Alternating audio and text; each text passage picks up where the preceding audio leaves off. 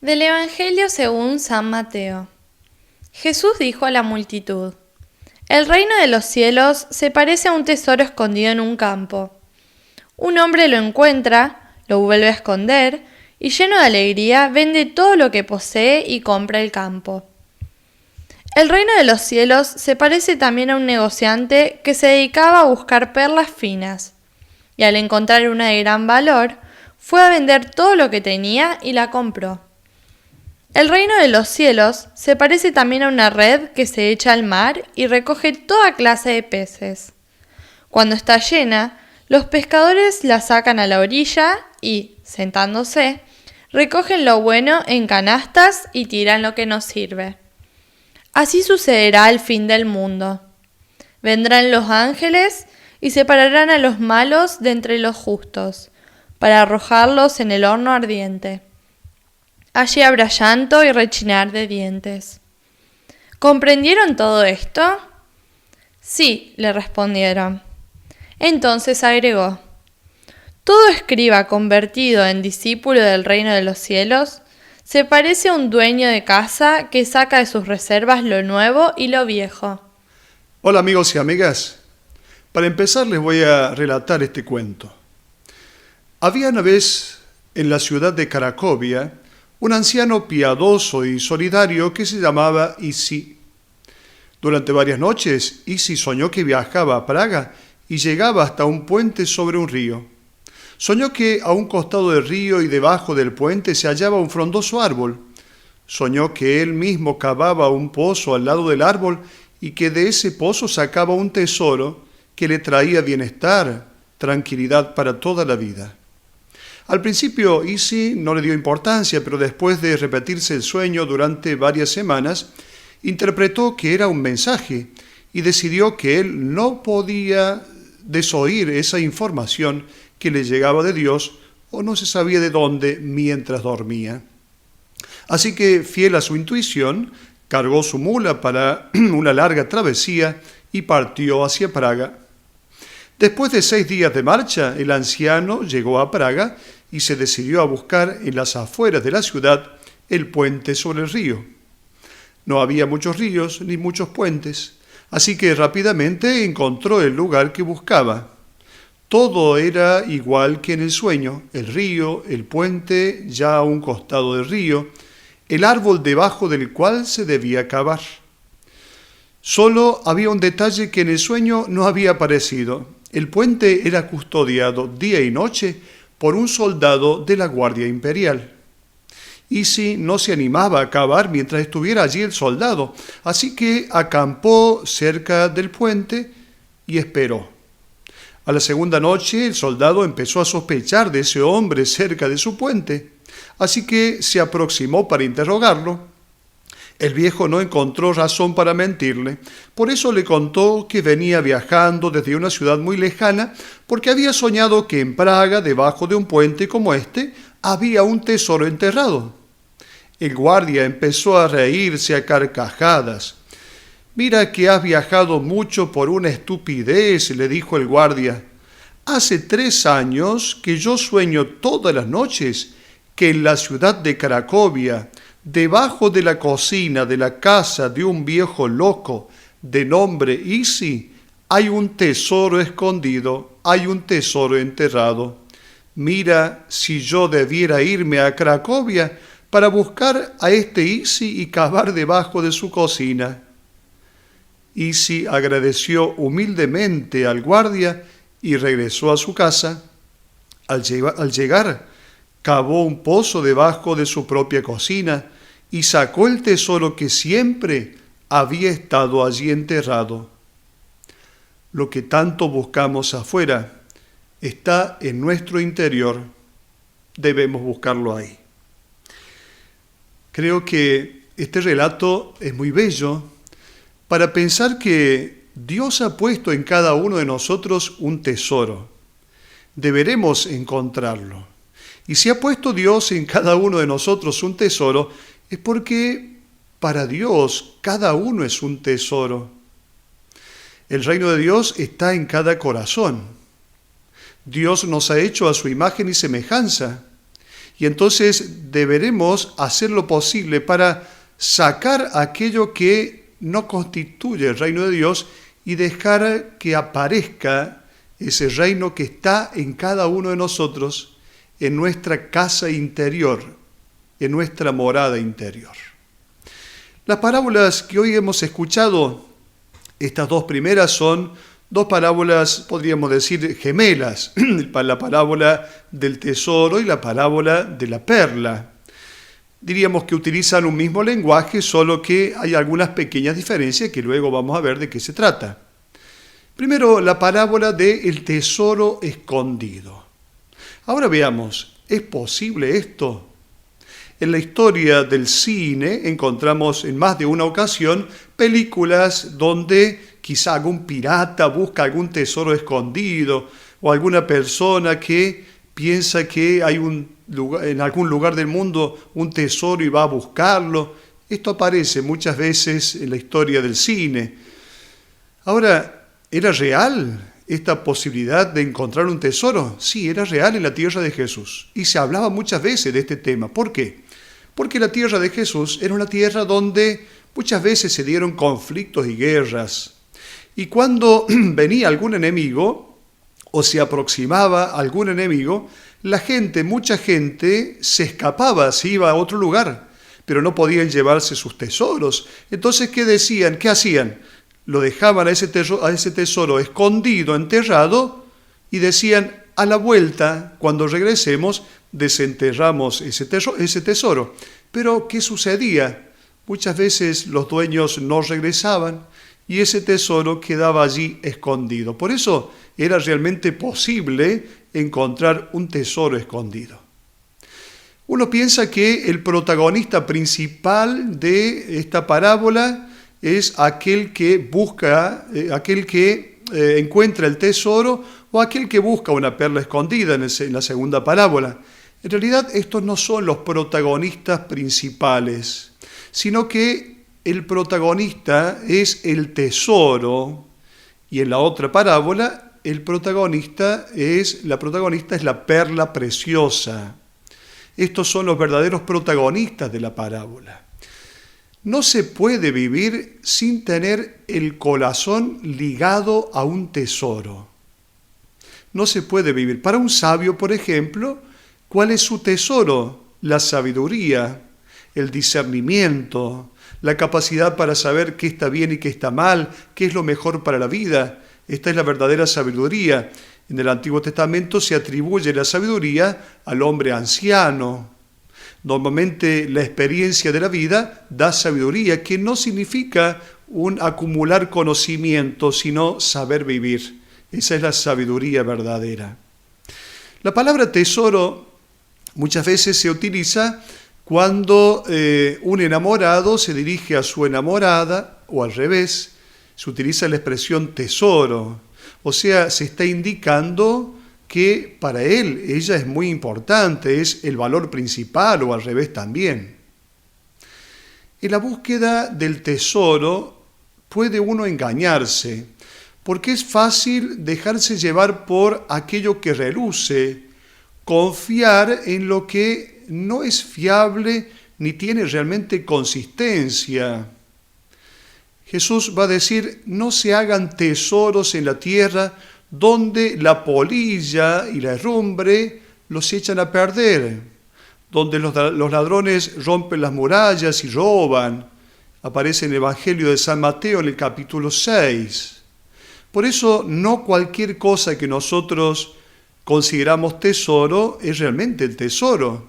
No todo lo que brille es oro. Jesús va a decir también, ahí donde esté tu tesoro, estará también tu corazón. En la Biblia el corazón es el lugar de las decisiones. O sea, cuando nosotros encontramos que realmente algo es importante para nuestra vida, vamos a orientar todas nuestras decisiones en pos de eso que encontramos como importante. ¿Cuál es el tesoro? En el Evangelio ya sabemos, son las parábolas del reino, por lo tanto, el tesoro es el reino de Dios. Es Jesús mismo, Él es el tesoro. Como decíamos, como sucede con los enamorados, se entiende que se trata de un descubrimiento de alguien que da sentido a la vida. De hecho, la fe es como un enamoramiento, donde uno queda, diríamos de alguna manera, como copado por esta realidad, que en este caso es el reino de Dios. Hay algunos encuentros que podríamos llamarle casi casuales en la Biblia y también fuera de la Biblia, en la historia de la Iglesia, santos, hombres y mujeres que se encontraron con Jesús sin querer buscarlo directamente. Por ejemplo, el apóstol Pedro, Leví, Mateo, San Ignacio de Loyola, San Francisco de Asís.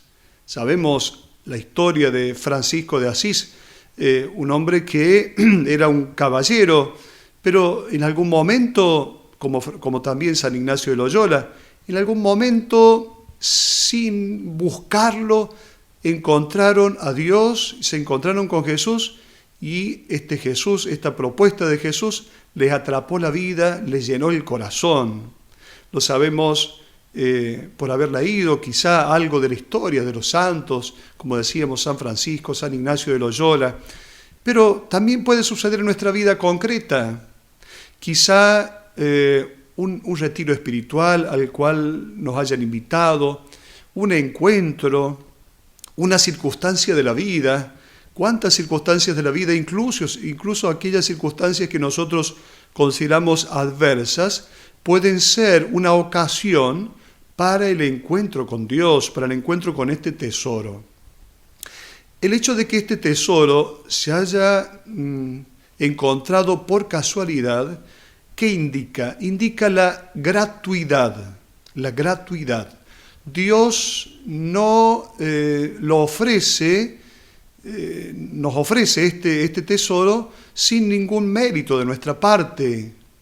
Nos ofrece este tesoro gratuitamente. Por lo tanto, haber encontrado este tesoro es un absoluto don de Dios. San Pablo lo dice en la carta a los Filipenses, capítulo 3, versículo 7, todo aquello que para mí era ganancia, ahora lo considero una pérdida a causa de Cristo. El Evangelio dice que cuando este hombre que estaba trabajando en el campo encontró este tesoro, vendió todo lo que tenía para comprar el tesoro. Pero hay una cosa importante que dice el Evangelio. Con alegría vendió todo lo que tenía para comprar este tesoro. Y tenemos que subrayar esta alegría, porque la vida espiritual y la vida cristiana no está hecha solo de renuncias, sino que lo que motiva la búsqueda del tesoro es la alegría. ¿Cuántas veces hemos planteado una vida espiritual, una vida cristiana llena de dolorismos? Y de pronto tendremos que purificar las motivaciones a la hora de pensar por qué nosotros decidimos comprar este tesoro, comprar este campo donde se encuentra el tesoro, es decir, el reino de Dios. El único motivo, el verdadero motivo, debe ser la alegría, no otras motivaciones. De hecho, aparecen tantas veces otras motivaciones. Sin embargo, la motivación principal debe ser siempre la alegría. La segunda parábola nos presenta a aquel que busca algo bello, busca una perla preciosa. Sabemos que una perla no es fácil de conseguir. Los orientales aprecian mucho una perla como lo más bello del mundo. Este buscador de perlas sabe lo que está buscando, tiene conocimiento de lo que está buscando. La palabra perla también es un nombre, el nombre Peniná, que en el primer libro de Samuel, en el capítulo 1, versículo 2, es la esposa de Elcaná. Tan apreciada es la perla que alguien alguna vez le puso a su hija el nombre Perla. ¿A quién representa este hombre que busca esta perla? Representa a aquel que busca la belleza en la vida. Jesús es el hombre bello, es el hombre que debe atraernos de un modo especial. El hombre bello es aquel que es bello por su capacidad de servir, por ser atento, por ser simpático, acogedor. Jesús se convierte en aquel que puede copar nuestro corazón. Tenemos algunos ejemplos en la historia, por ejemplo, San Pablo, San Agustín. San Pablo no es que estaba por casualidad encontró a Jesús, no, San Pablo estaba buscando algo y estando en esa búsqueda, que era un judío que vivía bien su fe, encontró a Jesús. Encontró a Jesús, lo relata el libro de los Hechos de los Apóstoles. Y luego San Agustín, que buscaba a Dios de alguna manera. En realidad él buscaba la verdad, San Agustín buscaba la verdad. Y en esta búsqueda de la verdad se encontró con esta belleza que le fue más significativa y le copó el corazón y le copó la mente a San Agustín. Las personas bellas no se improvisan. Así como para que haya una perla se necesita al menos 10 años para que una partícula que entra en un molusco se convierta luego en una perla, así la perla no se improvisa. La belleza real no se improvisa, la belleza del reino de Dios no se improvisa. Y luego la belleza de aquel que quiere vivir según el reino de Dios tampoco se improvisa. La belleza salvará al mundo. Dice alguien que la razón busca, pero el corazón es el que encuentra. Muchas veces la verdad es un poco árida, difícil, y la bondad plantea también la dificultad en el hecho de hacer. En cambio, la belleza nos fascina, nos atrae. En los dos casos está el hecho de la urgencia de la elección. Y esto es un elemento muy importante que tendremos que subrayar. La urgencia. Enseguida quieren vender todo para comprar esa perla, para comprar ese terreno. Es como el enamorado. El enamorado no puede esperar. Quien lo descubre no puede entonces albergar dudas, perplejidad, vacilaciones. Es lo inmediato. Y veamos que el comportamiento del comerciante, este comportamiento de aquel que busca una perla fina, es la imagen de aquel que apasionadamente busca aquello que puede darle el sentido de la vida, que pueda llenar de gozo su vida. Y al final aparece otra parábola en estas 7 parábolas de Mateo, otra parábola que es la parábola de la red tirada al mar. Esta red tirada al mar, esta parábola, puede ser mal interpretada, y si es mal interpretada, no es evangelio, porque el evangelio es siempre buena noticia.